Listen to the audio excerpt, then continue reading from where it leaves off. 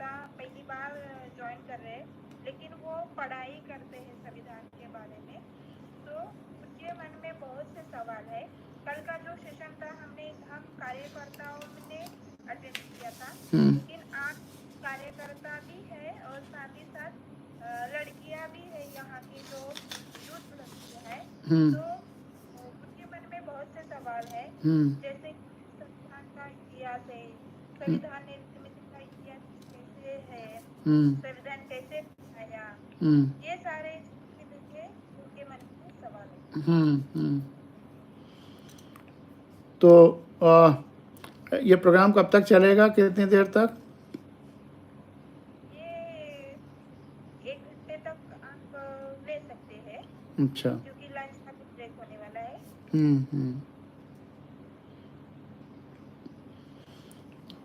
तो अभी 12:55 है, यानी कि 2 बजे ख़त्म करना है। और तो जो बच्चे कल जो हम लोगों ने चर्चाएं की थी, अब उसको हम रिपीट नहीं करेंगे। जो नए बच्चे आए हैं, आप लोगों में से मिथिलेश जी या जिसने भी ठीक से समझा हो, वो उनको एक्सप्लेन कर देगा जो कल की चर्चाएं हैं। एक चीज़ तो ये है, सभी बच्चों को जानना चाहिए या सभी लोगों को जानना चाहिए कि संविधान होता क्या है। संविधान एक ऐसा इंस्ट्रूमेंट है जिससे पूरी कंट्री गवर्न होती है,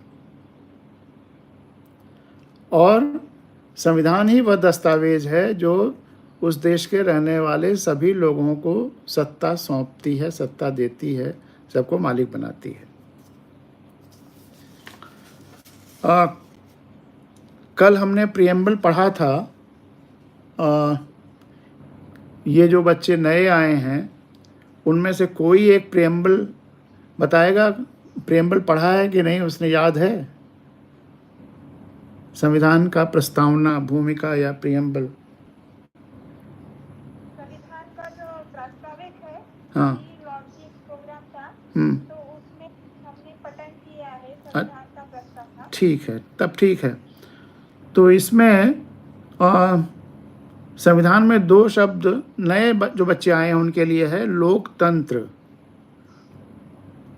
और गणराज्य। यही दोनों शब्द हैं जो हम भारत के लोगों को सत्ता सौंपते हैं। लोकतंत्र बनाते हैं, गणराज्य बनाते हैं। तो लोक शब्द आलोक से बना है, देखने से बना है। तो लोक वह जनता है, वह लोग हैं जो खुली आंखों से सब कुछ देखते समझते हैं, जिनकी आंखें बंद नहीं हैं, जो अंधविश्वासों के चक्कर में नहीं हैं, जो अपनी आंखों पर विश्वास करते हैं। और शिक्षा का भी यही उद्देश्य है, विज्ञान का भी यही उद्देश्य है, आध्यात्म का भी यही उद्देश्य है कि अपनी आंखों से देखना। अपनी आंखों से देखना बहुत ज़रूरी है, बहुत ही ज़रूरी है।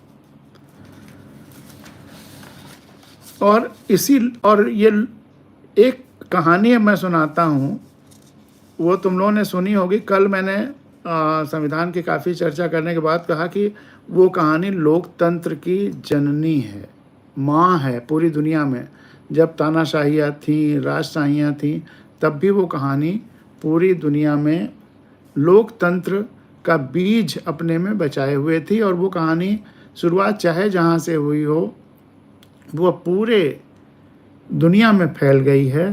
तो पहले मैं संविधान जानने के और आगे कल की 1 घंटे की बातचीत और आज फर्दर जो बातचीत होनी है, उसके पहले वो कहानी ज़रूर सुनाऊंगा। बच्चों का इंटरेस्ट भी रहेगा, मन भी लगेगा, और उनके अंदर कुछ हलचल होगी और कुछ गहरी समझ डेवलप होगी। एक सबसे बड़ी शक्ति क्या होती है वो समझ में आएगा। तो वो कहानी जैसा हमने अपने गांव में सुना, बस्ती ज़िले के सुदूर गांव में, जहाँ सड़कें नहीं थी, कुछ नहीं था, लेकिन फिर भी ये कहानी उसी समय सुनने को अपने गांव में मिली। और बाद में जब दुनिया के सारे लोग भाषाओं की कहानियाँ सुनी, तो उसमें हर भाषा में ये कहानी मिली, यही आश्चर्य है। सबसे पहले रूसी भाषा में मिली, फिर दक्षिण भारत की भाषाओं में, अरबी में, आदिवासी भाषाओं में भी।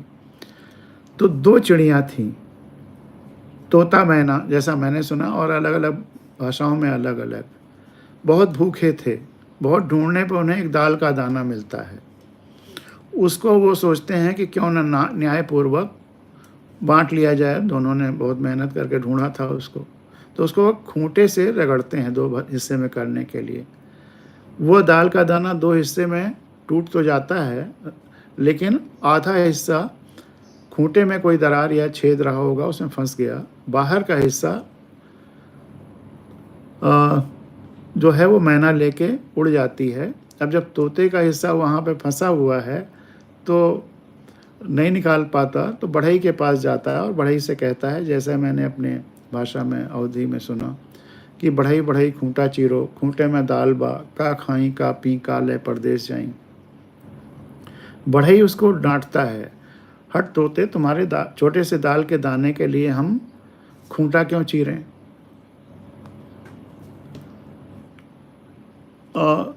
बढ़ई से निराश होकर राजा के पास जाता है। राजा से कहता है, राजा राजा बढ़ई डांटो, बढ़ई न खूंटा चीरे, खूंटे में दाल बा, का खाई का पी का ले परदेश जाई। ये बात राजा उसको डांटता है, हट तोते, तुम्हारे छोटे से दाल के दाने के लिए हम बढ़ई क्यों डांटें। अब वो रानी के पास जाता है। स्टेप बाय स्टेप कहानी बिल्टअप हुई है, मैं पूरी बात वो रिपीट करने की कोई ज़रूरत नहीं है क्योंकि समय कम है। तो रानी भी मना कर देती है कि हम तुम्हारे छोटे से दाल के दाने के लिए हम राजा क्यों छोड़ें या राजा को क्यों पनिश करें। फिर वो सांप के पास जाता है, रानी डसो, सांप भी मना कर देता है। लाठी के पास जाता है, सांप मारो, लाठी भी मना कर देता है। आग के पास जाता है, लाठी जारो या लाठी जलाओ, वो भी मना कर देता है। पानी के पास या नदी के पास जाता है, आग बुझाओ, वो भी मना कर देती है। हाथी के पास जाता है, आग नदी पियो, मतलब नदी सोखो या नदी पी लो या पानी पी लो, ख़त्म करो, लेकिन हाथी भी डांटता है।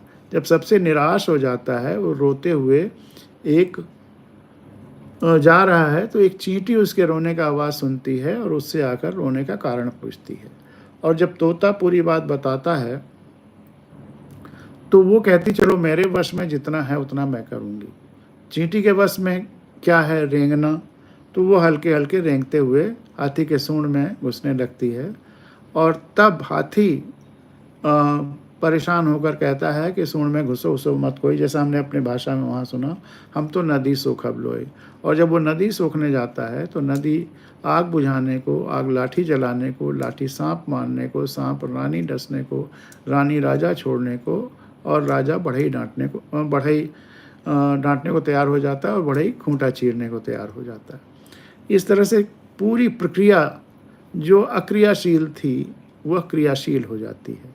अब इस कहानी में सबसे ताकतवर कौन है?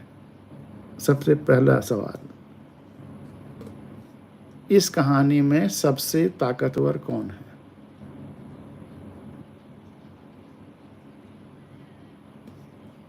बताओ बच्चों।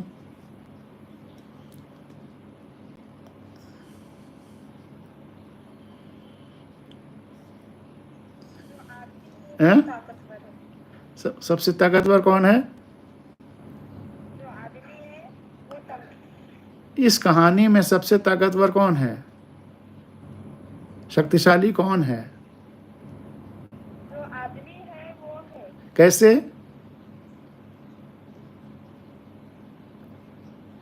जो पूरा सिस्टम उलट दे रहा है वो ताकतवर नहीं है। आदमी का ने क्या किया? समझ नहीं आ रही है क्योंकि टीवी में ज्वाइन किया है ना सर। हाँ, बच्चों का कहना है कि सबसे ताकतवर है चींटी। हाँ, बिल्कुल ठीक है। आदमी नहीं है, चींटी ताकतवर है। ताली बजाओ, बिल्कुल सही कहा है तुमने, तुम्हारा उत्तर सही है। हाँ, बच्चियां ताली बजा रहे। हाँ, क्योंकि जवाब दिया ना इसके। चींटी के आने के पहले पूरा सिस्टम इनएक्टिव था, काम नहीं कर रहा था, क्रियाशील नहीं था। चींटी के आने के बाद सिस्टम क्रियाशील हो गया, उसको दाल का दाना मिल गया, उसकी समस्या की पूर्ति हो गई। अब चींटी अपने किस गुण के कारण सबसे शक्तिशाली है, सबसे ताकतवर है? चींटी में कौन सा ऐसा गुण है जो बाकी सारे एलिमेंट्स में इस कहानी के नहीं है?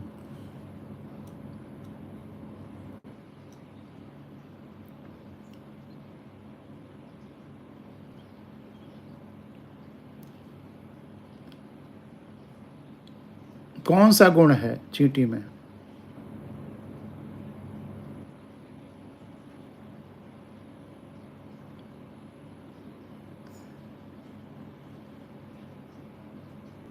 गिव अप नहीं करती, बोलो। चींटी कभी गिव अप नहीं करती। ठीक है, ये भी है, लेकिन जो सबसे सही आंसर है, ये लगभग में आंसर है, ये सबसे सही आंसर क्या हो सकता है?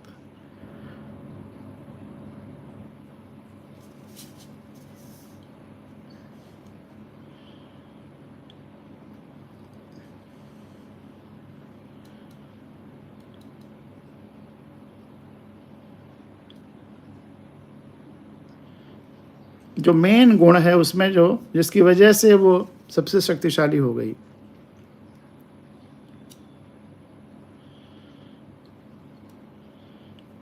वह है संवेदना, सेंसिटिविटी, दूसरे के दुख को अपने दुख जैसा समझना।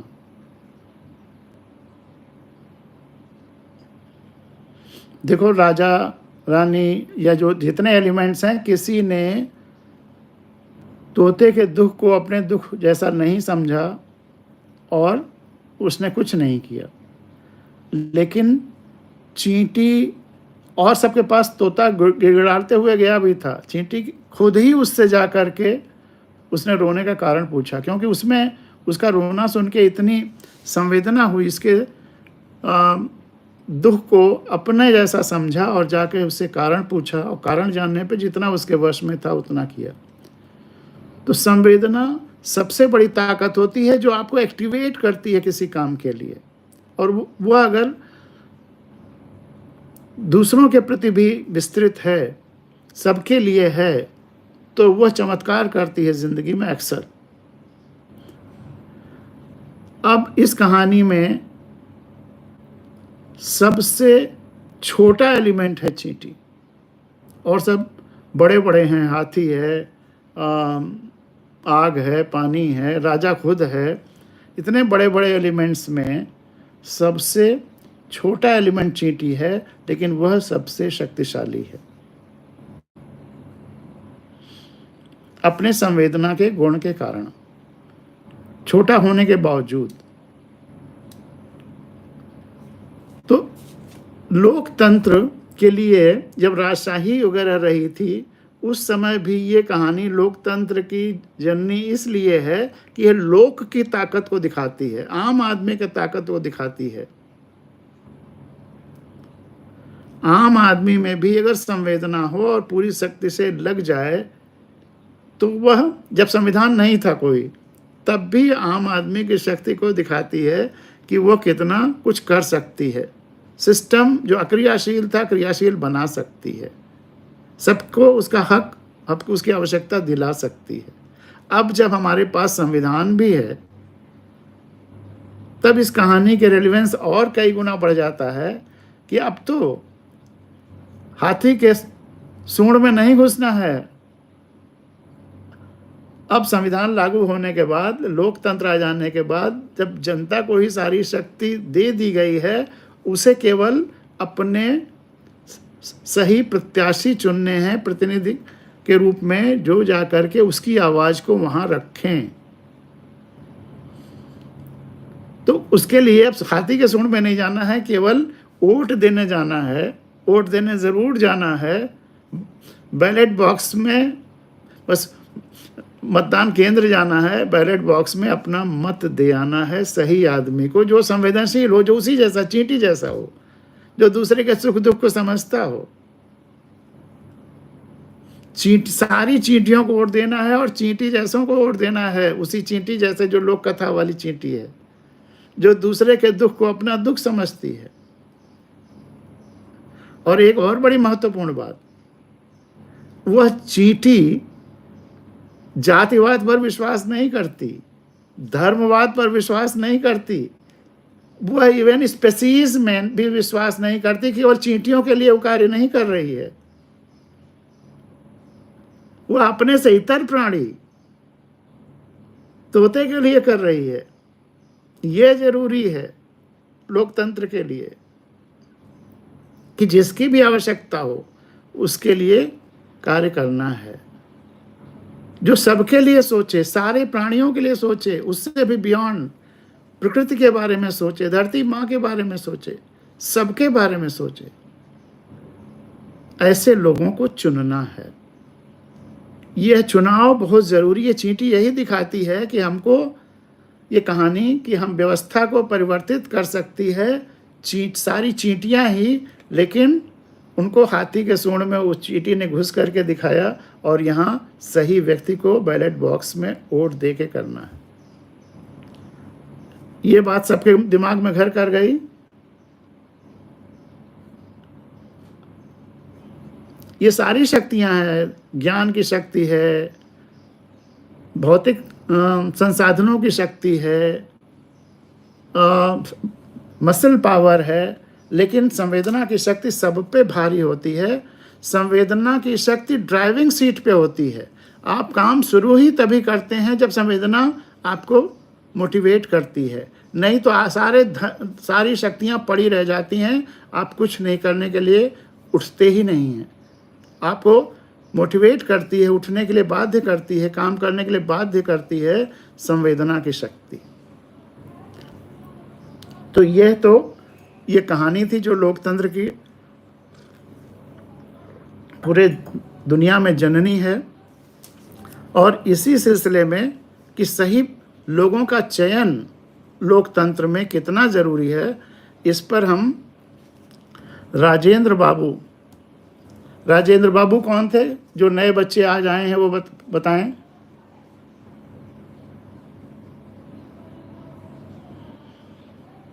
राजेंद्र बाबू कौन थे?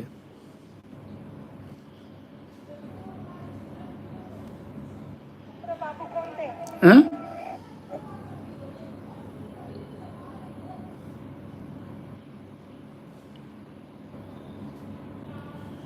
राजेंद्र बाबू कौन थे?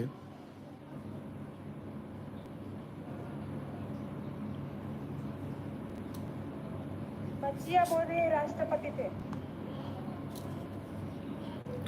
केवल राष्ट्रपति थे या और भी कुछ थे? राष्ट्रपति तो बहुत, अध्यक्ष भी थे। संविधान सभा के अध्यक्ष थे। संविधान सभा का अध्यक्ष होना बहुत बड़ा पद है। राष्ट्रपति तो कितने हुए हैं और कितने होंगे, संविधान सभा का अध्यक्ष दूसरा कोई नहीं होगा। इस देश के संविधान के निर्माण में सबसे बड़ा पद उसके अध्यक्ष थे। देश के दिशा निर्देश देने में उनका इतना बड़ा योगदान था। राष्ट्रपति तो बहुत छोटी चीज है। तो उनका जो वक्तव्य है संविधान पास करते समय संविधान सभा में 26 नवंबर 1949 को, वो बड़ा अद्भुत है। और उनका भी स्टेटमेंट, और जो ड्राफ्टिंग कमेटी के प्रारूप समिति के जो अध्यक्ष थे, अध्यक्ष नहीं थे, चेयरपर्सन थे, अंबेडकर जी, उनका भी स्टेटमेंट बहुत अच्छा है। वो दोनों आप सबको जानना चाहिए, तो मैं उसको आपके सामने पढ़ रहा हूँ। बहुत ध्यान से सुनिए। और जो बात अभी चींटी ने किया है वही चीज ये भी कह रहे हैं। यदि लोग जो चुनकर आएंगे वो उस चींटी जैसे नहीं होंगे, जो संवेदनशील हो, चरित्रवान हो, ईमानदार हो, योग्य हो सबको मदद करने के लिए, यदि लोग जो चुनकर आएंगे योग्य, चरित्रवान और ईमानदार और संवेदनशील हुए, तो वे संविधान को भी सर्वोत्तम बना देंगे। यदि उनमें इन गुणों का अभाव हुआ तो संविधान देश की कोई मदद नहीं कर पाएगा। संविधान तो एक किताब है, कितनी भी अच्छी बनाई गई है, कितनी भी सोच करके सबके कल्याण के लिए बनाई गई है, लेकिन ये कैसा, इसके अनुसार लोग कैसा बरतते हैं, हम लोग जो चुनकर आएंगे वो कैसे होंगे, उस पर निर्भर करेगा कि देश खुशहाल होगा या दुखी रहेगा। इसमें प्राणों का संचार उन व्यक्तियों के द्वारा होगा जो चुनकर आएंगे, और भारत को उस समय के लिए कह रहे हैं, 49 पर कह रहे हैं, भारत को इस समय ऐसे लोगों की ज़रूरत है जो ईमानदार हों तथा जो देश के हित को सर्वोपरि रखें। हम में सांप्रदायिक अंतर हैं, जातिगत अंतर हैं, भाषागत अंतर हैं, प्रांतीय अंतर हैं। इसके लिए दृढ़ चरित्र वाले लोगों की, दूरदर्शी लोगों की, संवेदनशील लोगों की, ऐसे लोगों की ज़रूरत है जो छोटे छोटे समूहों तथा क्षेत्रों के लिए देश के व्यापक हितों का बलिदान न दें और उन पूर्वाग्रहों से ऊपर उठ सकें जो इन अंतरों के कारण उत्पन्न होते हैं। हम केवल यही आशा कर सकते हैं कि देश में ऐसे लोग प्रचुर संख्या में सामने आएंगे। ये बात जितना 49 में सही थी उतना आज भी सही है। आज भी ऐसे प्रचुर लोगों की आवश्यकता है जो उस चींटी की तरह हों। और अब इस हम ही लोगों की जिम्मेदारी है, हम देश के सभी चींटियों की जिम्मेदारी है कि उस चींटी जैसे को ही वोट दें। और अंबेडकर ने कहा,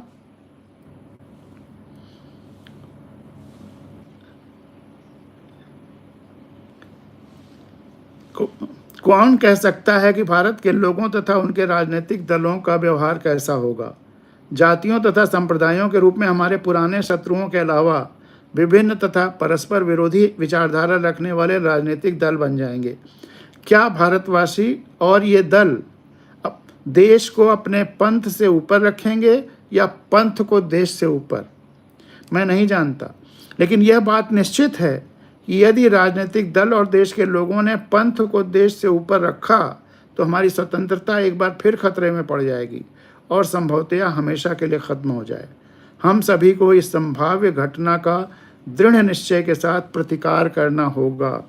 हमें अपनी आज़ादी की खून के आखिरी कतरे के साथ रक्षा करने का संकल्प करना होगा। हमें अपनी आज़ादी की खून के आखिरी कतरे के साथ रक्षा करने का संकल्प करना होगा, क्योंकि वो कहते हैं कि अगर स्वतंत्रता एक बार फिर खतरे में पड़ जाएगी और संभवतः हमेशा के लिए ख़त्म हो जाए, क्योंकि अगर इतने 8 लाख लोगों की कुर्बानी से जो आज़ादी मिली उसको हम संभाल नहीं पाए, फिर गुलाम हो गए, तो अब फिर कोई देश की आज़ादी के लिए फांसी पे नहीं चढ़ेगा, खून गोली नहीं खाएगा कि हम आज़ादी लें और उसके बाद हमारी जो फ्यूचर जनरेशन्स हैं वो इतना भी न कर सकें सही लोगों को चुन करके विधानसभा लोकसभा में पहुंचा दें। देश की ऐसी दुर्दशा होती रहेगी। तो ये इससे जुड़ी हुई चीज़ थी, राजेंद्र बाबू और अंबेडकर जी का उद्बोधन। अब आते हैं संविधान में जो फंडामेंटल ड्यूटीज़ हैं, मूल कर्तव्य हैं, उन पर, क्योंकि वो बहुत महत्वपूर्ण हैं।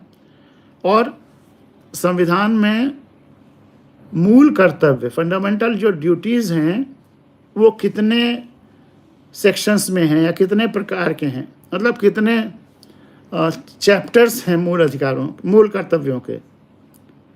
सवाल समझ में आया? मूल अधिकार किन किन चैप्टर्स में संविधान में डिस्कस किए गए हैं, कोई बताएगा?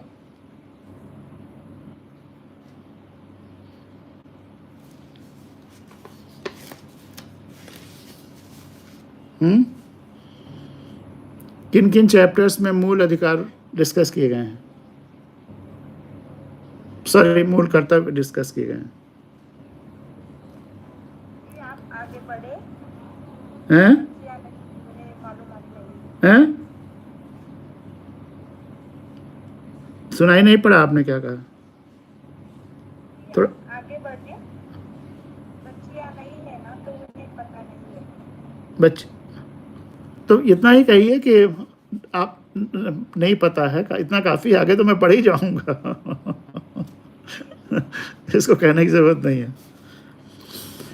दो तरह के फंडामेंटल ड्यूटीज़ हैं कॉन्स्टिट्यूशन में, एक व्यक्तियों के लिए हैं और एक सरकारों के लिए हैं। व्यक्तियों के लिए जो फंडामेंटल ड्यूटीज़ हैं हर व्यक्ति के लिए, वो चैप्टर 3 में है। और उसके बाद जो विस्तार से directive principles of state policy है, वह भी मूल कर्तव्य है, वह सारी सरकारों के लिए है, चाहे वो गांव पंचायत की हो, चाहे राज्य सरकारें हों, चाहे केंद्र सरकार, वो उनके लिए फंडामेंटल ड्यूटी है, उसी तरह से उनको काम करना है। और एक फंडामेंटल ड्यूटी जो सरकारों के लिए हैं, वह हर नागरिक को जानना, अपनी ड्यूटी तो जानना ही चाहिए, वह भी जानना जरूरी है। आप पूछेंगे कि वो सरकारों को जानना चाहिए, वो जनता को क्यों जानना चाहिए? एक तो संविधान ही इसलिए जानना चाहिए कि संविधान में फर्स्ट फंडामेंटल ड्यूटी है कि भारत के हर नागरिक को संविधान का पालन करना, उसके आदर्शों, राष्ट्रध्वज, राष्ट्रगान का आदर करना है। तो इसके लिए संविधान जानना ही है, तो सब कुछ जानना है। लेकिन फंडामेंटल जो directive principles of state policy हैं, वह जनता को इसलिए जानना चाहिए कि वह टेस्ट है कि सरकार सही काम कर रही है कि नहीं। Directive principles of state policy का बेसिक सिद्धांत यह है कि जनता को हर एक के कल्याण के लिए सरकार को काम करना है, और विशेष रूप से जो दुर्बल वर्ग हैं, चाहे कोई क्षेत्र दुर्बल है, व्यक्ति दुर्बल है, जहाँ भी दुर्बलता है, कि कोई व्यवसाय दुर्बल हो गया है, समाप्त पाया है, तो उन व्यवसायों का भी, किसान दुर्बल हो गया है तो उसका, जहाँ भी किसी को परेशानी है, जिसका भी दाना संकट में है, उसका देखभाल करना, यह व्यवस्था करे। किस किस प्रकार से करे वो लिखा है डायरेक्टिव प्रिंसिपल स्टेट पॉलिसी में। अगर पेड़ों को संकट है, धरती को संकट है, सब तब क्या क्या करना है, सब लिखा हुआ है। तो वो फंडामेंटल ड्यूटी है सरकारों की, और ये फंडामेंटल ड्यूटी है हर व्यक्ति की। तो पहला तो वही हो गया कि संविधान का पालन करे और उसके आदर्शों, संस्थाओं, राष्ट्रध्वज और राष्ट्रगान का आदर करे। दूसरा, स्वतंत्रता के लिए हमारे राष्ट्रीय आंदोलन को प्रेरित करने वाले उच्च आदर्शों को हृदय में संजोए रखे और उसका पालन करे। भारत की प्रभुता, एकता और अखंडता की रक्षा करे और उसे अक्षुण्ण रखे। देश की रक्षा करे और आह्वान किए जाने पर राष्ट्र की सेवा करे। ये बहुत अगला इम्पॉर्टेंट है। भारत के सभी लोगों में समरसता और समान भ्रातृत्व की भावना का निर्माण करे, जो धर्म, भाषा और प्रदेश या वर्ग पर आधारित सभी भेदभाव से परे हो। ऐसी प्रथाओं का त्याग करे जो स्त्रियों के सम्मान के विरुद्ध है। अगला, हमारी सामाजिक मिलीजुली संस्कृति की गौरवशाली परंपरा का महत्व समझे और उसका परिरक्षण करे। प्राकृतिक पर्यावरण की, जिसके अंतर्गत, अब देखिए क्या क्या कह रहा है संविधान, प्राकृतिक पर्यावरण की जिसके अंतर्गत वन, झील, नदी और वन्य जीव वह रक्षा करे और उनका संवर्धन करे तथा प्राणी मात्र के प्रति दयाभाव रखे। वैज्ञानिक दृष्टिकोण, अंधविश्वास नहीं, शुद्ध, और विज्ञान क्या है, सत्य की खोज ही विज्ञान है। तो जो सत्य है वैसा दृष्टिकोण, सत्य का दृष्टिकोण रखे, और उसके लिए खुली आंखें जरूरी हैं। वैज्ञानिक दृष्टिकोण, मानववाद और ज्ञानार्जन तथा सुधार की भावना का विकास करे। सार्वजनिक संपत्ति को सुरक्षित रखे और हिंसा से दूर रहे। ये नहीं कि होली मना रहे हैं तो पता चला कि कीचड़ और पत्थर और ट्रेनों पे फेंक रहे हैं, बसों पे फेंक रहे हैं। हम लोगों ने बचपन में कितने चोट खाए हैं खुद, जिन जिन ट्रेन से जा रहे हैं। और होली के हुड़दंग एक हफ्ते पहले से शुरू हो गया, अब तो खैर काफ़ी कम हो गया है, लेकिन यह सब था, इन सब से बचना है। सार्वजनिक संपत्ति को सुरक्षित रखे और हिंसा से दूर रहे। और अगला, व्यक्तिगत और सामूहिक गतिविधियों के सभी क्षेत्रों में, व्यक्तिगत भी, इंडिविजुअल खुद एक्सीलेंस की तरफ जाना है, और जहाँ सामूहिक गतिविधियाँ हैं, चाहे क्लासरूम है, चाहे स्पोर्ट्स में है, चाहे ऑफिस में है, चाहे सामूहिक कार्यों में है, उसमें सभी क्षेत्रों में उत्कर्ष की ओर, एक्सीलेंस की ओर बढ़ने का लगातार सतत प्रयास करे, जिससे राष्ट्र निरंतर अपने बढ़ते हुए प्रयत्न और उपलब्धि की नई ऊंचाइयों को छू ले। ये फंडामेंटल ड्यूटी है ये। और अगला, यदि माता पिता या संरक्षक हैं तो 6 से 14 वर्ष की आयु वाले बच्चों की यथास्थिति बालक अगर गार्जियन है तो शिक्षा के लिए अवसर प्रदान करे, इतना तो कंपलसरी है। अगर सामर्थ्य नहीं है तब भी सरकारें शायद ये प्रिज्यूम किया गया कि ये फ्री स्कूल रखेंगे तो उसमें ज़रूर भेजे, लेकिन बाद में भी ये सरकार का दायित्व है एजुकेशन और गुड हेल्थ और गुड एजुकेशन बच्चे का थ्रू आउट जितना वो पढ़ना चाहे यह होना चाहिए। शायद उस समय संसाधन नहीं रहे इसलिए ऐसा लिखा गया। इसमें भी संशोधन भी होना चाहिए कि सभी बच्चों को अच्छी से अच्छी शिक्षा मिलनी चाहिए। तो ये तो फंडामेंटल ड्यूटीज़ हर आदमी के लिए रहे। अब संस्थाओं ये सरकारों के लिए क्या है नीति निर्देशक तत्व, उस पर चर्चा थोड़ी कर लें और उस पर चर्चा शुरू करें। इसके पहले हम बच्चों से चाहेंगे कि वो क्या चर्चा चाहते हैं, क्या उनके सवाल हैं। जो बच्चे कल वाले हैं उन्होंने क्या कुछ सोच के अपने मन में कोई सवाल उनके मन में आया जो आज पूछना चाहते हैं, तो उस पर भी चर्चा कर लें।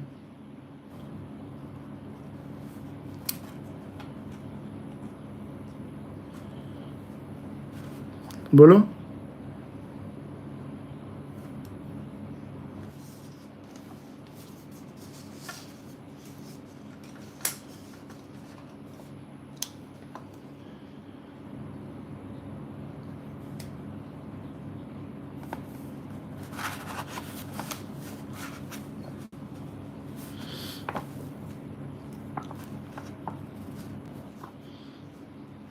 राज्य के नीति निर्देशक तत्वों पर चर्चा करें उसके पहले मैं एक सवाल पूछता हूं आप लोगों से कि ये जो नोटा है इसका प्रयोग होना चाहिए या नहीं। नोटा क्या है पहले ये बताइए और इसका प्रयोग होना चाहिए या नहीं। और आप जा कर के जब संविधान के बारे में बताएंगे तो नोटा के बारे में कोई सवाल पूछे तो आप क्या कहेंगे।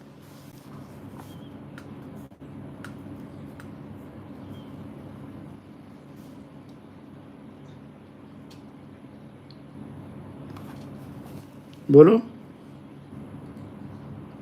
एक तरह से देखा जाए तो नोटा होना मतलब कि अगर हम नोटा में जाके वोट कर रहे हैं या फिर अगर उस पर हम वोट कास्ट कर रहे हैं तो फिर वहाँ जाना ना जाना मेरा एक बराबर हो जाएगा। तो फिर I am not sure it is really helpful but kind of may be शायद। और कोई।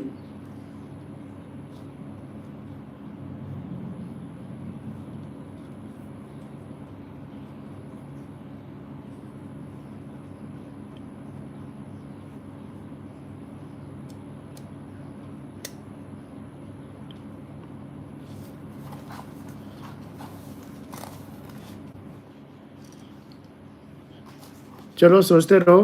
राज्य के नीति निर्देशक तत्वों की चर्चा के बाद नोटा पर थोड़ी चर्चा करेंगे।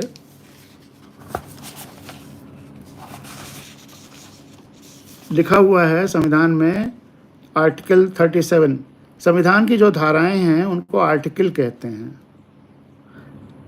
आर्टिकल 37 और संविधान का पार्ट 6 है राज्य के नीति निर्देशक तत्व, directive principle of state policy. यहाँ राज्य का अर्थ भारत सरकार और संसद, प्रदेशों की सरकारें, विधानमंडल तथा भारत सरकार के नियंत्रण के अधीन सभी स्थानीय और अन्य प्राधिकारी हैं, गांव पंचायतें और नगर निगम सहित। तो आर्टिकल 37 कहता है कि इस भाग में अंतर्दृष्टि तत्वों का लागू होना। इस भाग में अंतर्निविष्ट मतलब जितने लिखे गए हैं उपबंध किसी न्यायालय द्वारा प्रवर्तनीय नहीं होंगे। आपके मन में ये सवाल उठ सकता है, इसमें लिखा हुआ है कि किसी न्यायालय में पब्लिक नहीं जा सकती है, इसमें जो लिखा हुआ है उसको लागू करने के लिए। ये विरोधाभास लग सकता है, लेकिन ये विरोधाभास है नहीं, क्योंकि इसमें बहुत सारी चीज़ें लिखी हुई हैं 49 में जो पॉसिबल ही नहीं थी, लेकिन इसको लिखा हुआ कि देश को भविष्य में उस दिशा में जाना है। जैसे कॉमन सिविल कोड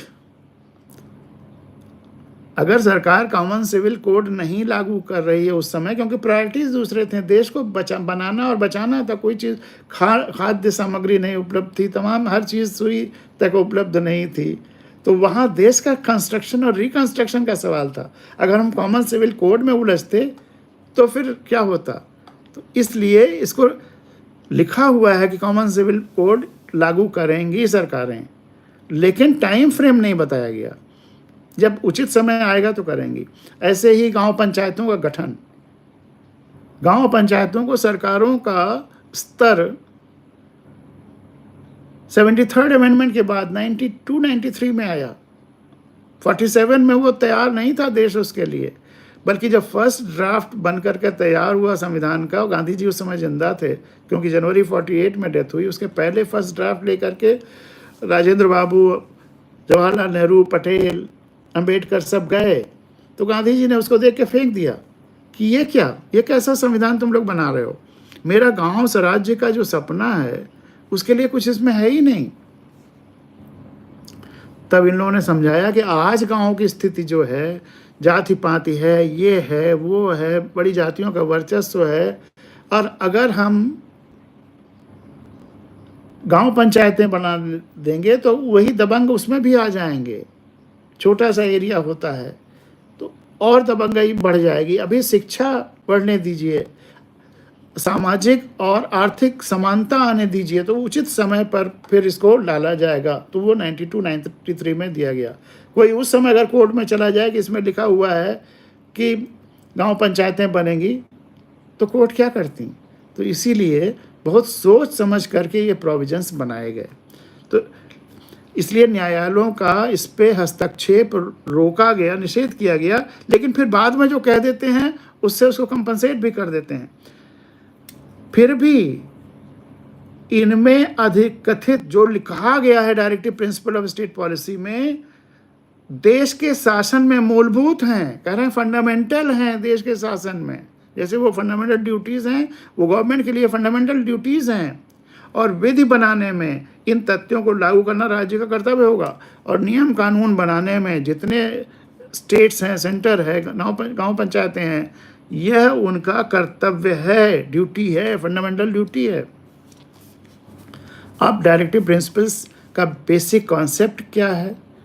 केवल एक सेक्शन है 38, उसी में सारा प्रिंसिपल बता दिया गया है। बाकी सब जो हैं उसकी कोरोलरीज हैं, गिनाते चले गए हैं। लेकिन जो गाइडिंग प्रिंसिपल है वो है आर्टिकल 38। वो कहता है कि राज्य लोक कल्याण की अभिवृद्धि के लिए सामाजिक व्यवस्था बनाएगा। राज्य लोक कल्याण की अभिवृद्धि के लिए सामाजिक व्यवस्था बनाएगा, सबके कल्याण के लिए। अब उसके दो खंड हैं। नंबर एक कह लीजिए या जो भी कह लीजिए, राज्य ऐसी सामाजिक व्यवस्था की जिसमें सामाजिक, आर्थिक और राजनीतिक न्याय, जो फंडामेंटल वहाँ जो हमने प्रियम्बल में पढ़ा था, वो चीज़ यहाँ इंश्योर की गई है। वहाँ तो लगा कि ये कथन है, नहीं, वो कथन नहीं है, सरकारों की ड्यूटी है, वो यहाँ लिखा गया है। राज्य ऐसी सामाजिक व्यवस्था की जिसमें सामाजिक, आर्थिक और राजनीतिक न्याय राष्ट्रीय जीवन की सभी संस्थाओं को अनुप्राणित करे, भरसक प्रभावी रूप में स्थापना और संरक्षण करके लोक कल्याण की अभिवृद्धि का प्रयास करेगा। लोक कल्याण की अभिवृद्धि का प्रयास करेगा। दूसरा, राज्य विशिष्टतया आय की असमानताओं को कम करने का प्रयास करेगा। राज्य विशिष्टतया इनकम की, वेल्थ की असमानताओं को कम करने का प्रयास करेगा, और न केवल व्यक्तियों के बीच बल्कि विभिन्न क्षेत्रों में रहने वालों तथा विभिन्न व्यवसायों में लगे हुए लोगों के और समूहों के बीच भी प्रतिष्ठा, सुविधाओं और अवसरों की असमानता समाप्त करने का प्रयास करेगा।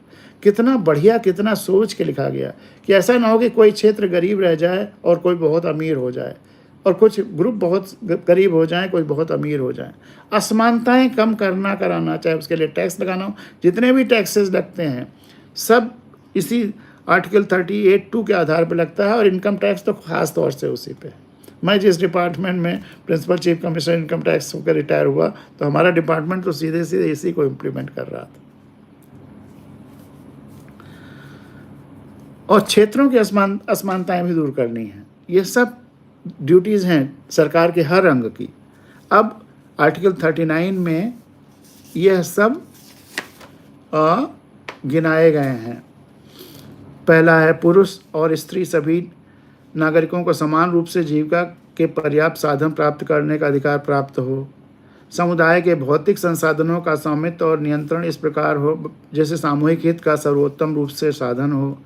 आर्थिक व्यवस्था इस प्रकार से चले जिससे धन और उत्पादन साधनों का सर्वसाधारण के लिए अहितकारी संकेंद्रण न हो। 49 में जो कंसंट्रेशन ऑफ वेल्थ जितना था, ये कहता है कंसंट्रेशन ऑफ वेल्थ ना हो, बढ़ता ही चला गया। आज तो आया था कि 1% लोगों के पास 70% वेल्थ हो गया है देश के, इतना ज़्यादा कंसंट्रेशन हो गया।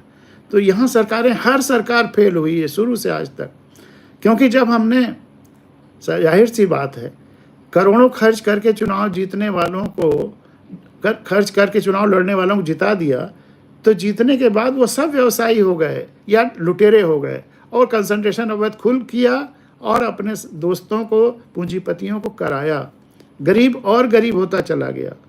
सारे सामाजिक संसाधन जितने थे सबको, चाहे ज़मीन हो, नदियां हों, प्रोजेक्ट्स हों, जंगल हों, सबकी दुर्दशा कर डाली और उनको दे डाला। चाहे वो खनिज जहाँ से आते हों, वो क्षेत्र हों। वो इसीलिए हुआ कि पब्लिक ने आँख खोल करके उन लोगों को नहीं जिताया जो डायरेक्टिव प्रिंसिपल के हिसाब से काम करने वाले हों, जो कंसंट्रेशन ऑफ वेल्थ, धन का केंद्रीकरण ना करने वाले, लुटेरे ना हों, ऐसे लोगों को हमको जिताना था। लेकिन हम कैसे कैसे लोगों को जिताते चले गए। इसीलिए मैं कहता हूँ कि संविधान जन जन तक बताना बहुत ज़रूरी है, सबसे ज़रूरी है, देश को बचाने के लिए, लोगों को बचाने के लिए, जीव जंतुओं, वनस्पतियों को बचाने के लिए, नदियों को बचाने के लिए, धरती को बचाने के लिए, सबके लिए बहुत ज़रूरी है। आर्थिक व्यवस्था इस प्रकार चले जिससे धन और उत्पादन साधनों का सर्वसाधारण के लिए अहितकारी संकेंद्रण, कंसंट्रेशन न हो। पुरुषों और स्त्रियों दोनों को समान कार्य के लिए समान वेतन हो। पुरुष और स्त्री कर्मकारों के स्वास्थ्य और शक्ति का तथा बालकों के सुकुमार अवस्था का दुरुपयोग न हो, और आर्थिक आवश्यकता से विवश होकर नागरिकों के ऐसे रोजगारों में न जाना पड़े जो उनकी आयु या शक्ति के अनुकूल न हो। बालकों को स्वतंत्र और गरिमामय वातावरण में स्वस्थ विकास के अवसर और सुविधाएं दी जाएं, और बालकों तथा अल्प व्यक्तियों के शोषण से तथा नैतिक और आर्थिक परित्याग से रक्षा की जाए। ये तो 39 था। फिर 39 का ये है कि जो गरीब हैं उनको निःशुल्क कानूनी शिक्षा दी जाए, उनके लिए कानूनी कोर्ट में उनके केसेस के लिए निःशुल्क एडवाइस, कुछ वकील रखे जाएं गरीबों के लिए। अगर उनका जो गरीब मुकदमा दायर करता है या गरीब किसी मुकदमे में उसको अपीयर होना है, तो निःशुल्क उसे शिक्षा, वो निःशुल्क कानूनी सहायता मिले।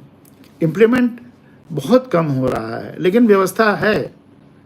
लेकिन अब लोगों की जिम्मेदारी के ऐसे लोगों को वोट दें जो इसको लागू करेंगे, जिनकी सिंपैथी है गरीबों के प्रति। तो उन चींटियों को वोट दें जो चींटियों के बारे में सोचते हों, उस तोते के बारे में सोचते हों, जो हमारा दाल का दाना फंसा हुआ है उसको निकालने की कोशिश करें। अगला है गांव पंचायतों का गठन। केवल इसमें है कि यथासंभव किया जाएगा 73rd अमेंडमेंट के बाद। अब तो गठन होना ही होना है। और वहाँ दो चीज़ें उन ख़ास तौर से उसमें हैं जिसकी वजह से अगर गांव के लोग उसको जान जाते हैं तो गांव में परिवर्तन आ जाता है। कल भी मैंने जिक्र किया था, कुछ नए लोग हैं इसलिए मैं एक बार फिर रिपीट करता हूँ।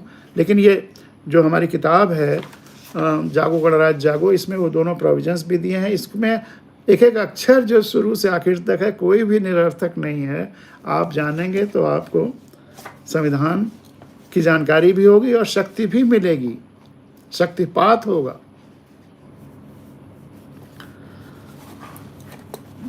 तो ग्राम पंचायतों का गठन हो गया। 41 कुछ दशाओं में काम और शिक्षा तथा लोक सहायता पाने का अधिकार।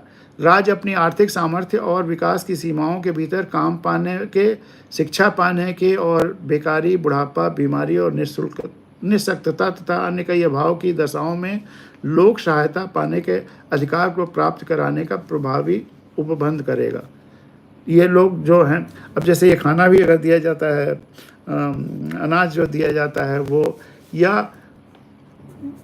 बुढ़ापा पेंशन, विधवा पेंशन, तमाम सारी बीमारियों फ्री मेडिकल केयर, ये सब जिम्मेदारी है। और उस समय तो स्थितियां ऐसी नहीं थी। आज देश को इतना टैक्सेस आ रहे हैं कि एजुकेशन और हेल्थ ये पूरा गवर्नमेंट बियर कर सकती है, गरीबों के लिए फ्री और लोगों के लिए अच्छे से अच्छा। गवर्नमेंट हॉस्पिटल्स को अच्छा करना पड़ेगा। और मेडिकल एजुकेशन अगर इतनी महंगी है, करोड़ों रुपए दे करके आदमी अगर डॉक्टर बनता है, तो क्या वो गरीबों के लिए फ्री देखेगा या वो पैसा कमाने का मशीन बन जाएगा? ये सोचने की बात है। फिर वो किसी गरीब का मुफ्त में ट्रीटमेंट नहीं करेगा, वो तो बड़े बड़े अस्पतालों में जाएगा डॉक्टर बन के, या खुद अपना अस्पताल खोलेगा। कौन 1 करोड़ रुपए खर्च करके और वो छोटी सी नौकरी करेगा गवर्नमेंट के अस्पताल में? सोचिए, बहुत बड़ी विडंबना है। हिंदुस्तान में मेडिकल शिक्षा इतनी महंगी है कि जो चाइना, रूस, यूक्रेन, यूरोप, कितने देशों में यहाँ के बच्चे इसलिए जाते हैं कि यहाँ से कम सस्ते पैसे में वहाँ पढ़ के आ जाते हैं। हम अपने देशों को क्यों इतना मेडिकल शिक्षा महंगी करके दे रहे हैं? ये सब कम किया जा सकता है।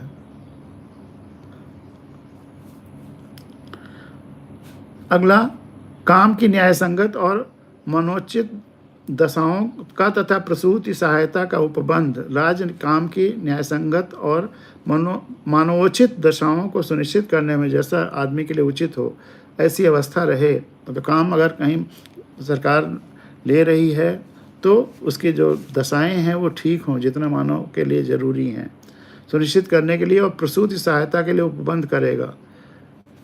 अगर प्रेग्नेंट लेडीज़ हैं तो उनकी भी, तो वो उसके लिए नियम बनाएगा, चाहे वो गवर्नमेंट जॉब सेक्टर में हो, प्राइवेट सेक्टर में हो। राज्य उपयुक्त विधान या आर्थिक संगठन द्वारा या किसी अन्य नीति से कृषि के, उद्योग के, अन्य प्रकार के सभी कर्मकारों को काम, निर्वाह, मजदूरी, शिष्ट जीवन स्तर और अवकाश का संपूर्ण उपभोग सुनिश्चित करने वाले काम की दशाएं तथा सामाजिक और सांस्कृतिक अवसर प्राप्त कराने का प्रयास करेगा। और विशिष्टतया ग्रामों में कुटीर उद्योगों की वैयक्तिक या सहकारी आधार पर बढ़ाने का प्रयास करेगा। कोऑपरेटिव मूवमेंट और ये सब है। उद्योगों के प्रबंध में कर्मकारों का भाग लेना, जो काम वर्कर्स हैं उनका मैनेजमेंट में पार्टिसिपेशन के लिए भी गवर्नमेंट नियम बनाएगा। 43 खा कर दिया सहकारी समितियों के, जो कोऑपरेटिव सोसाइटीज़ के गठन का। और नागरिकों के लिए एक समान सिविल संहिता, कॉमन सिविल कोड बनाने का यथासंभव प्रयास करेगा। बालकों के लिए निःशुल्क और अनिवार्य शिक्षा का उपबंध। राज्य इस संविधान के प्रारंभ में 10 वर्ष की अवधि के भीतर सभी बालकों को 14 वर्ष की आयु पूरी करने तक निःशुल्क और अनिवार्य शिक्षा देने के लिए उपबंध करने का प्रयास करेगा। जब संविधान लागू उसके 10 वर्ष के अंदर सभी बच्चों को, 14 वर्ष तक की आयु के बच्चों को फ्री एजुकेशन पूरी कंट्री में दिया जाएगा। अगला है जहाँ से रिजर्वेशंस फ्लो किए हैं, आर्टिकल 46। राज्य जनता के दुर्बल, इसके शब्द देखिए, लेकिन बाद में सरकारों ने इसका कितना मिस यूज किया है। राज्य जनता के दुर्बल वर्गों के, विशिष्टतया अनुसूचित जातियों और जनजातियों की शिक्षा और अर्थ संबंधी हितों की विशेष सावधानी से अभिवृद्धि करेगा। विशेष सावधानी से अभिवृद्धि करेगा। किसका? शिक्षा और अर्थ से संबंधित, और सामाजिक अन्याय और सभी प्रकार के शोषण से उनका संरक्षण करेगा। उस समय 49 में जब हम 47 में आज़ाद हुए और जब संविधान बना 49 में, तब तक शेड्यूल्ड कास्ट, अनुसूचित जातियों और जनजातियों की स्थिति देश में बहुत ही खराब थी। करीब करीब सभी दुर्बल वर्ग में थे। तो इसीलिए शब्द बहुत प्रॉपर चुना गया है। दुर्बल वर्गों के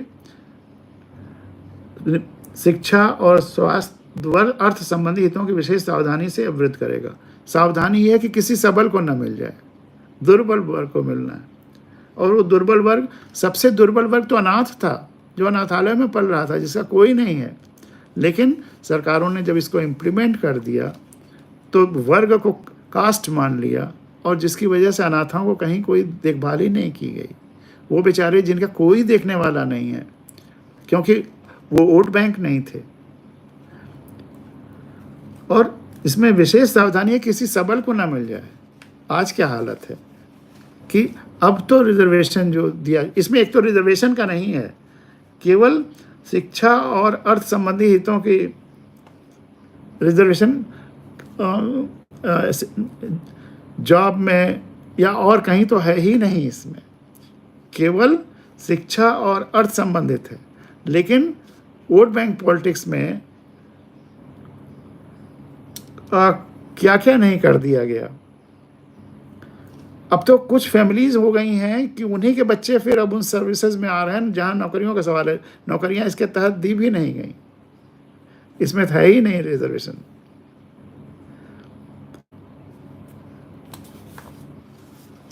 तो हम संवेदना के आधार पर जब नहीं करेंगे, जिसको ज़रूरत है उसके हिसाब से नहीं करेंगे, तो फिर यही होगा, ये जो एब्रेशंस हो रहे हैं इसको इम्प्लीमेंटेशन में।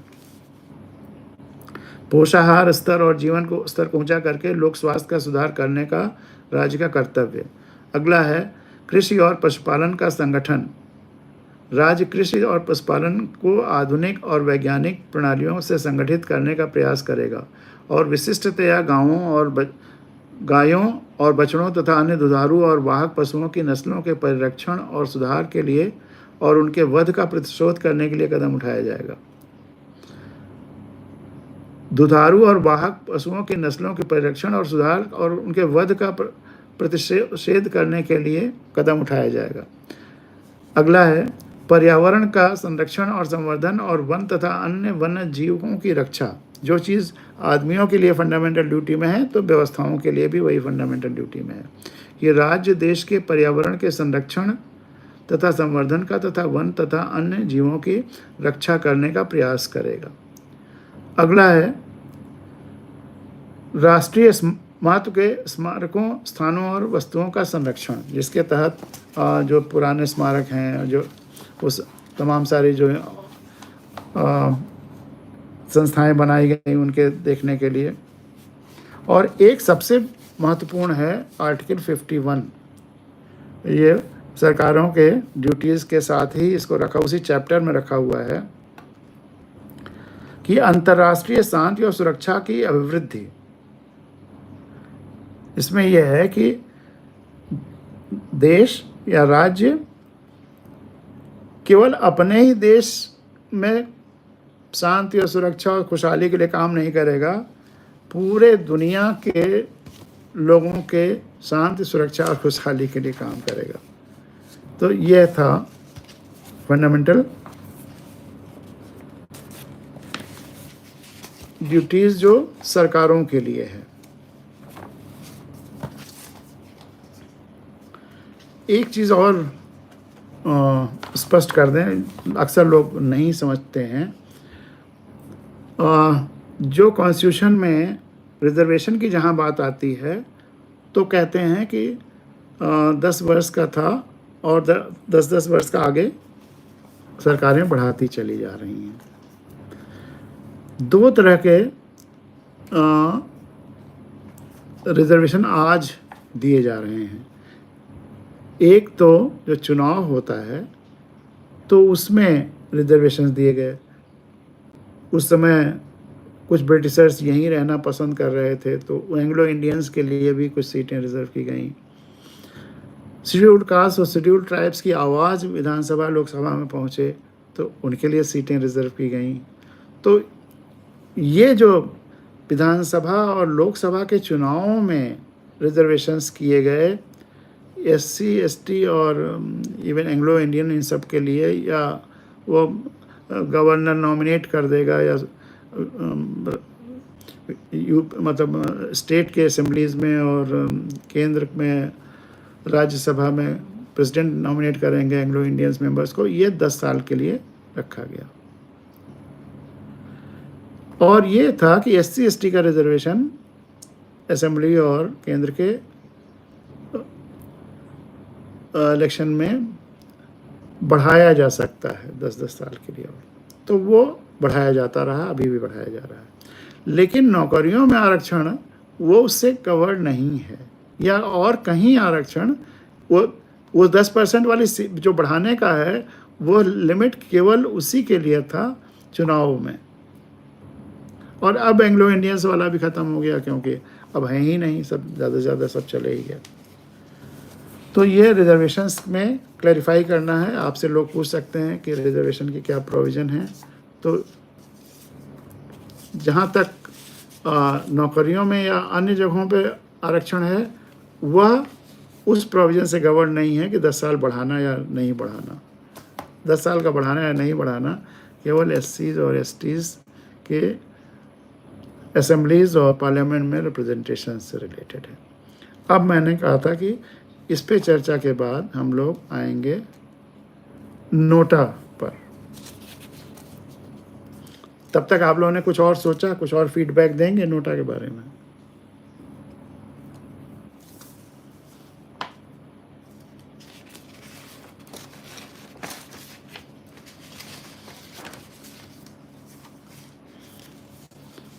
तो नोटा के बारे में कुछ चर्चा करते हैं, उसके बाद अंत में एक कविता, क्योंकि हमारे ख्याल से 2 बजे हम लोग समाप्त भी कर देना चाहिए, तो एक कविता मैं आप लोगों को सुनाऊंगा, गांधारी। वो भी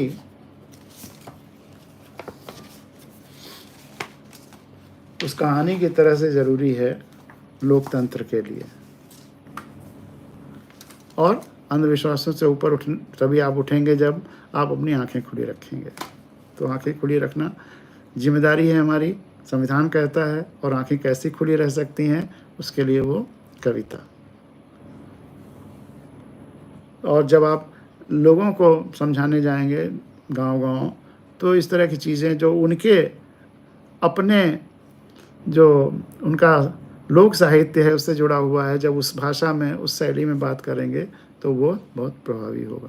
इसीलिए किताब जो जागो गणराज्य जागो, जिसका PDF भेजा है, उसमें ये सब चीज़ें हैं, आप उसको पढ़ के समझ सकते हैं। कुछ और लिटरेचर है जो मैं आपको भेजना चाहता हूँ। 2 और मेरे लेटर्स हैं, वो भी मैं भेज दूँगा मिथिलेश जी को, आप सब लोगों को भेज देंगे, उसको भी ज़रूर पढ़िएगा। एक तो ये है कि इस देश को प्रजातंत्र कहा गया। बहुत सारे अभी चैनल के हेड्स देश को प्रजातंत्र कह रहे हैं। प्रजातंत्र और लोकतंत्र में ज़मीन आसमान का अंतर होता है। प्रजातंत्र मतलब हम जनता प्रजा हैं और राजा चुनेंगे। लोकतंत्र का मतलब है हम राजा हैं और हमसे व्यवस्था निकलेगी, हम अपने सेवक चुनेंगे। लेकिन आंध्र प्रदेश के director general of police Vivek Dubey, जो हमारे साथ इंटर तक पढ़े और उसके बाद इलाहाबाद यूनिवर्सिटी में हॉस्टल में साथ में रहते थे, उससे बात हो रही थी, तो वो प्रजातंत्र और लोकतंत्र कह रहा था, दोनों डेमोक्रेसी के अर्थ हैं। मेरी बड़ी लंबी बातचीत हुई है, उसकी भी एक पूरे राइटअप है, वो मैं भेज दूंगा। और दूसरी बात, मैंने खुद चुनाव लड़ा ये दिखाने के लिए कि एक सीधा साधा इंसान भी चुनाव लड़ सकता है बिना पैसे के। लोग मुझसे कह रहे थे कि तुम ऐसे क्षेत्र में चुनाव लड़े, तुमको मार डालेंगे। हमने कहा कि अगर हमारे मन में सबके प्रति कल्याण और प्रेम की भावना है तो मुझे कोई मारने नहीं आएगा, और मैं उसी लोगों से मांग करके जितना वो मुझे देंगे उतने में ही चुनाव लड़ूंगा। क्योंकि अगर मैं अपने पैसे से चुनाव लड़ूंगा या किसी पूंजीपति के पैसे से चुनाव लड़ूंगा या किसी पार्टी के पैसे से चुनाव लड़ूंगा, तो जीतने के बाद उनकी बात वहाँ रखूंगा। जनता का हित क्यों रखूंगा? जनता का हित तो तभी रखूंगा जब जनता के पैसे से 2-2, 4-4, 5-5 रुपए उसी तरह का चुनाव होना है। आइडियल तो ये है कि चुनाव आयोग जितने लोग नॉमिनेशन फाइल करते हैं सबके प्रचार की व्यवस्था चुनाव आयोग करे। एक सभा हो, सारे चुनाव आयोग कराए और सारे लोग उसमें बोलें, अपनी अपनी बात रखें। मीडिया पर सबको बराबर बराबर दे दिया जाए। बोर्ड्स भी सब सारे प्रत्याशियों के एक ही बोर्ड में सारे नाम हों, पार्टी का नाम, चुनाव चिन्ह और कैंडिडेट का नाम सब बोर्ड में। अगर 25 हैं तो 25 का नाम हो, और किसी एक ही का टॉप पे हमेशा ना रहे तो रोटेट करते हुए। अगर 5000 गांव हैं और सब में वो बोर्ड लगना है या 5000 मोहल्ले में लगना है तो अलग अलग मोहल्ले में ऊपर नीचे कर दें, ताकि रैंडमली, ताकि किसी एक का बार बार पहला नाम ना दिखाई दे। ये कर दें तो अच्छे लोग अपने आप चुने जाने लगेंगे। अभी तो आम आदमी चुनाव ही नहीं लड़ सकता। तो मुझसे जब चुनाव के बाद मुझसे मेरे मित्रों ने और कुछ लोगों ने पूछा कि क्या गिरीश तुम्हारे सर से चुनाव का भूत उतर गया? दो तरह की प्रतिक्रियाएं हैं, चुनाव का भूत उतर गया और दूसरा कि मुझसे पूछा लोगों ने, अगर तुम चुनाव हार जाओगे तो तुम्हारी इज्जत नहीं खत्म हो जाएगी? मैंने कहा बड़ी विचित्र बात है, अगर मैं मर्डर करूं इस देश में, लूटूं, सारे देश में तरह तरह के कुकर्म करूं तो मेरी इज्जत खत्म नहीं होगी। मैं देश के लिए, संविधान के लिए सही तरह से चुनाव में भाग ले लूं तो मैं हार जाऊं तो मेरी इज्जत खत्म हो जाएगी? क्या परिभाषा है? कुकर्म करने से इज्जत इस देश में नहीं जा रही है। अगर मैं सही तरीके से जनता के कल्याण के लिए एक नई राह बना रहा हूं, जो सब संविधान के 8 लाख जो आज़ादी के दीवाने हैं उनके सपनों to पूरा करने के लिए 2 कदम मैं भी उन्हीं की तरह चलना चाहता हूं, तो मेरी इज्जत खत्म हो जाएगी। और जहां तक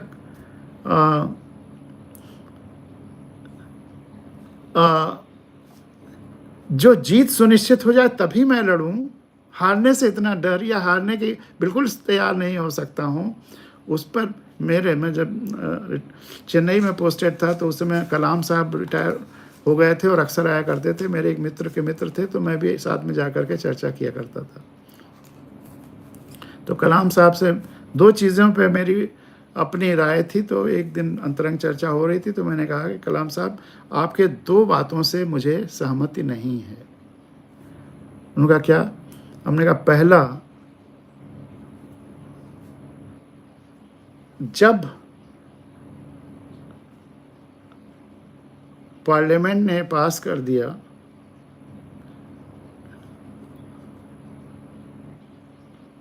कि सुप्रीम कोर्ट ने फैसला किया कि अगर कोई व्यक्ति सजा याफ्ता है, उसको किसी कोर्ट ने कन्विक्ट कर दिया, तो वो चुनाव नहीं लड़ सकता, पद पे नहीं रह सकता। तुरंत पार्लियामेंट ने एक अमेंडमेंट तैयार किया कि अगर वह कन्विक्टेड है लेकिन अपील कर दिया है उसने दूसरे कोर्ट में, तब फिर वो कन्विक्टेड होने के बाद भी मंत्री भी रह सकता है, पद पे भी रह सकता है। और वह अमेंडमेंट करके आपके पास सिग्नेचर के भेज दिया, आप प्रेसिडेंट थे, आपने एक बार उसको वापस कर दिया, फिर पार्लियामेंट ने दोबारा पास किया और आपके पास भेजा, तब आप ने उस पर दस्तखत करके भेज दिया, जिससे कि जब वही चुनाव होने वाला था, जितने दागी लोग थे वो फिर चुनाव में भाग लिए। हमने कहा आपने हिम्मत उस समय दिखाई होती।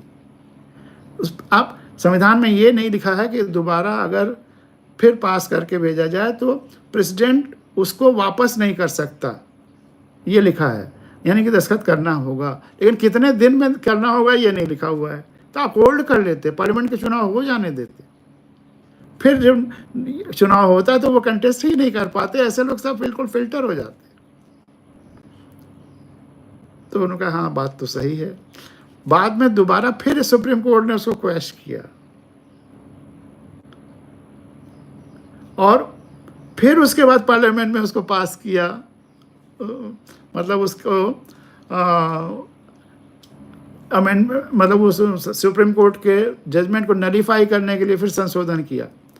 उस समय प्रणब मुखर्जी थे राष्ट्रपति, तो फॉर्चुनेटली उन्होंने उसको नहीं दस्तखत किया और हड़काया भी, धमकाया भी, तो फिर वो लॉ बन गया। अब भले ही कोई कोर्ट में हो दोबारा उस अपने कन्विक्शन के खिलाफ, लेकिन अब वो चुनाव भी नहीं लड़ सकता है, मंत्री भी नहीं रह सकता। उसी में फिर लालू वगैरह को हटना पड़ा। पहली बात तो ये थी। और दूसरा मैंने कहा, अब याद करिए आपका जब पहला टर्म खत्म हुआ तो पूरे देश से आवाज आ रही थी कि आप सेकंड टर्म कंटेस्ट करिए। पार्टियां आगे पीछे हो रही थी कि आपके जैसे सिंपल और सीधे साधे आदमी को बचा पाना मुश्किल है। आप अपने स्टेटमेंट्स याद, लेकिन पूरी पब्लिक देश की चाहती थी कि आप दोबारा प्रेसिडेंट हों। आप अपने स्टेटमेंट्स याद करिए। पहले आपने कहा कि अगर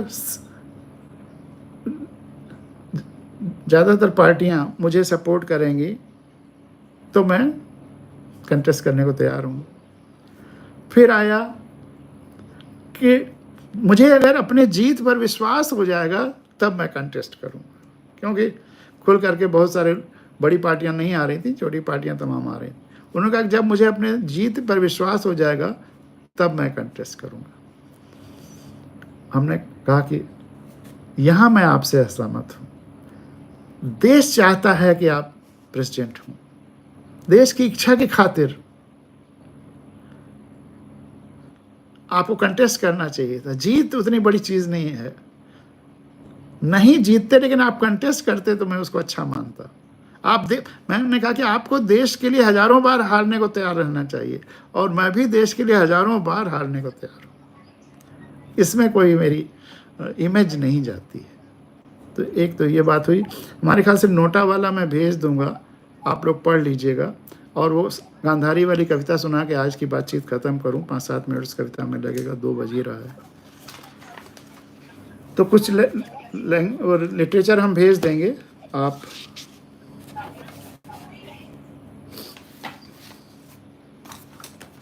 गांधारी,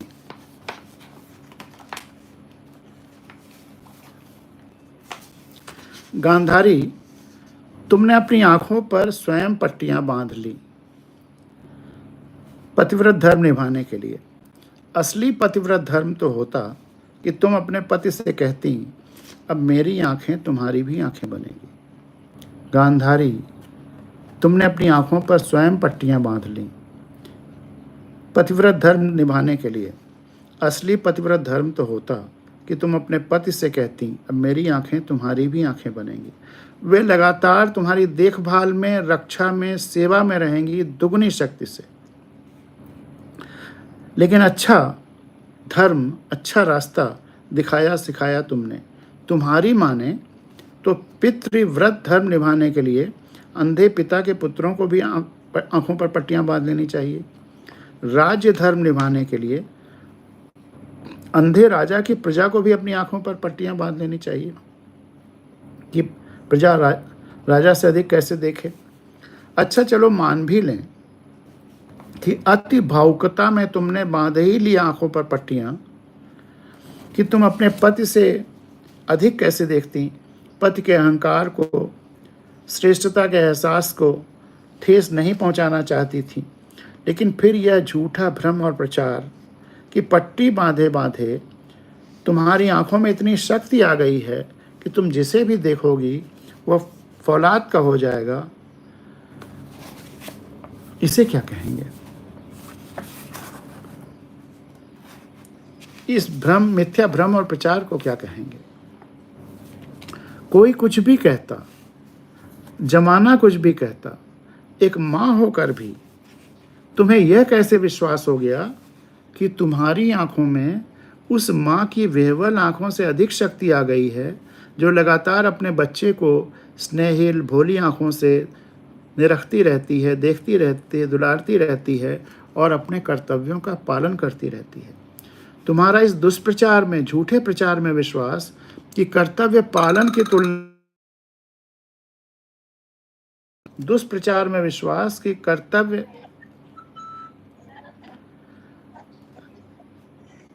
पालन से कर्तव्य पालन की तुलना में कर्तव्यहीनता से अधिक शक्ति निहित है, कितना घातक हुआ है तुम सोच भी नहीं सकते। तुम्हारी देखा देखी आज भी अनगिनत लोग अपनी अपनी आंखों पर तरह तरह की पट्टियां बांधे बैठे हैं। अंधविश्वासों की पट्टी, नाम और विशेषणों की पट्टी, दुराग्रहों पूर्वाग्रहों की पट्टी, भीड़ और समुदाय की पट्टी, लोभ और विज्ञापनों की पट्टी।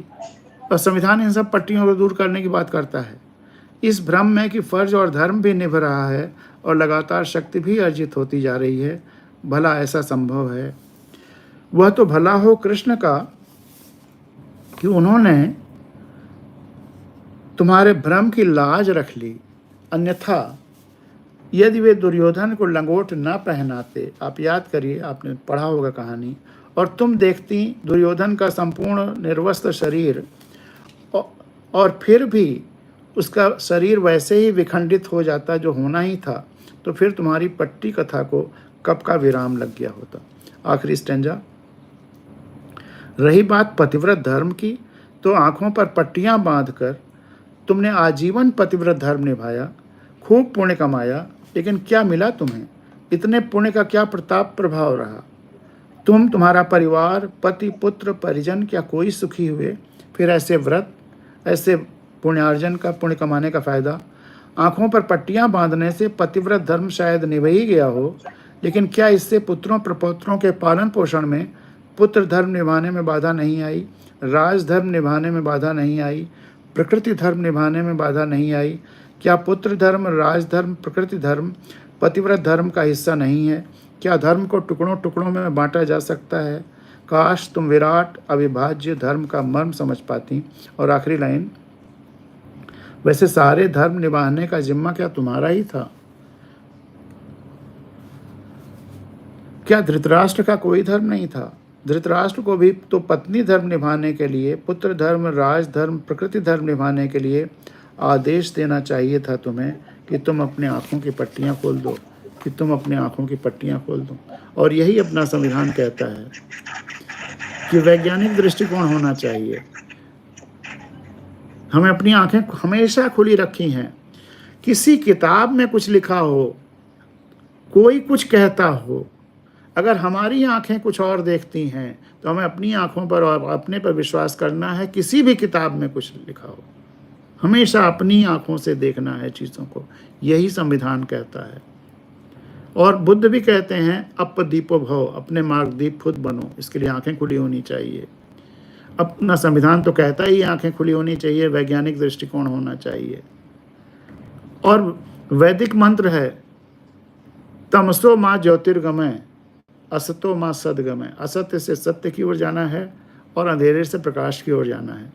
लेकिन अगर हम अंधेरे से प्रकाश की ओर आंखें बंद करके आए तो क्या वो प्रकाश की तरफ आना हुआ? यात्रा पूरी हुई। इसलिए आज संविधान समझने का पहला सूत्र तो यही है कि आंखें खुली होना है, बंद नहीं होनी है। अपने आंखों को खुला रखना है और उसी से देखना है, उसी से समझना है। तो वैदिक मंत्र जो है तब अंधेरे से प्रकाश की तरफ और असत्य से सत्य की तरफ जाना है, उसका भी पालन तभी होगा। तो मेरे ख्याल से ये तो अभी 7-8 घंटे की कथा चले तब भी चलता रहेगा, लेकिन अब समय की सीमा को देखते हुए यहाँ पे विराम मैं देता हूँ। बच्चों के जो प्रश्न हैं उनका स्वागत है, और जो चीज़ें मैं भेज दूंगा मिथिलेश जी को सबको फॉरवर्ड कर देंगे। कुछ राइटअप्स हैं, बताइए।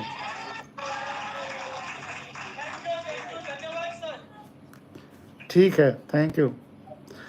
तुम लोग बहुत अच्छे संविधान के वाहक, सैनिक और प्रचारक बनो, इसकी शुभकामनाएं।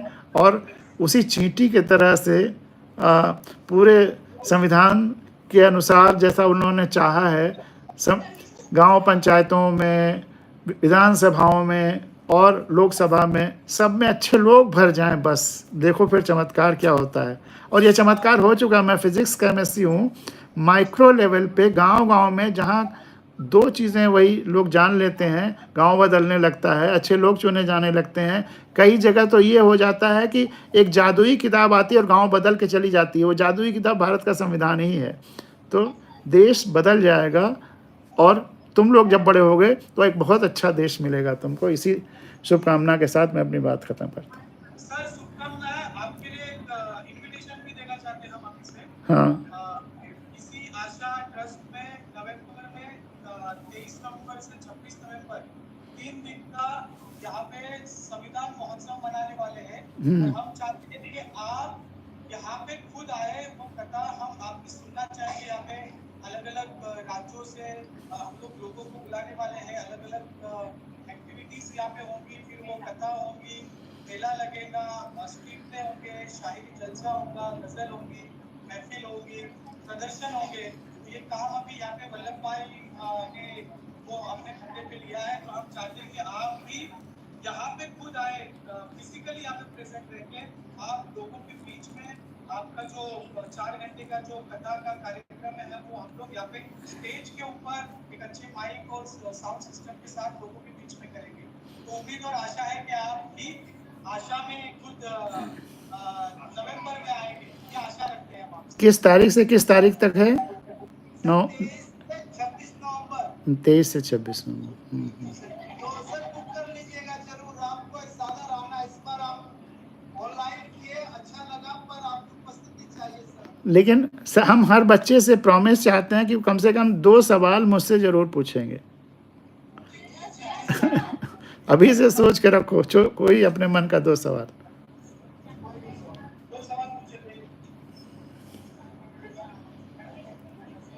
ठीक है।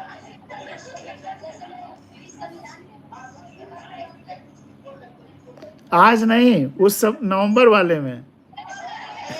तब तक सोच के रखो। वो कह रहे हैं कि 2 से ज्यादा सवाल पूछेंगे आप। अरे वो खुशी होगी, कम से कम 2 जरूर पूछना है। मैं जितने सवाल तुम पूछोगे उनका स्वागत रहेगा। वो कहते हैं कि आपसे जब मिलन होगा यहाँ पे आएंगे तो हमारे सवाल तो बहुत है, लेकिन ये टेक्निकल थोड़ा इश्यूज है।